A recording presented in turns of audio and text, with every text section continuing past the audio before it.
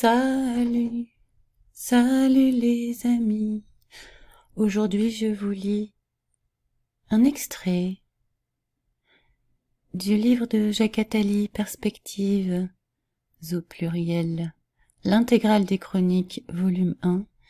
Il s'agit d'une chronique de l'Express datant du 7 mai 2009, intitulée « Avancer par la peur ». Une pandémie majeure ferait surgir la prise de conscience de la nécessité d'un altruisme, au moins intéressé. Qu'entendre par altruisme, nous le saurons à la fin de ce texte. L'histoire nous apprend que l'humanité n'évolue significativement que lorsqu'elle a vraiment peur. Elle met alors d'abord en place des mécanismes de défense, parfois intolérables, des boucs émissaires et des totalitarismes, parfois futiles, de la distraction, parfois efficaces, des thérapeutiques écartant, si nécessaire, tous les principes moraux antérieurs. Des thérapeutiques écartant, si nécessaire, tous les principes moraux antérieurs. Puis, une fois la crise passée, elle transforme ces mécanismes pour les rendre compatibles avec la liberté individuelle et les inscrire dans une politique de santé démocratique. Nous sommes en 2009. La pandémie qui commence pourrait déclencher une de ces peurs structurantes. Peurs structurantes. Si elle n'est pas plus grave que les deux précédentes frayeurs de ces 15 dernières années, liées à un risque de pandémie, la crise de la vache folle en Grande-Bretagne et celle de la grippe aviaire en Chine, elle aura d'abord des conséquences économiques significatives, chute de l'activité des transports aériens, baisse du tourisme et du prix du pétrole.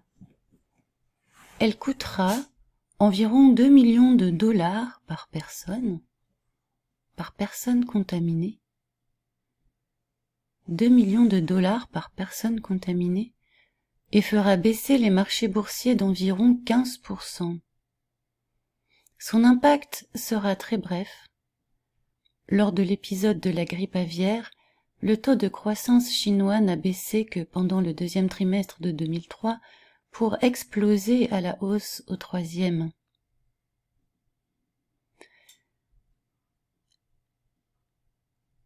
La pandémie aura aussi des conséquences en matière d'organisation. Toujours en 2003, des mesures policières très rigoureuses ont été prises dans toute l'Asie.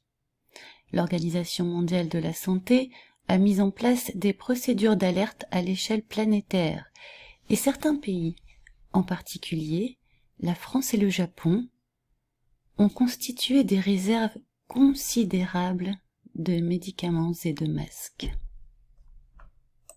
Si l'épidémie est un peu plus grave, ce qui est possible, puisqu'elle est transmissible par l'homme, elle aura des conséquences véritablement planétaires.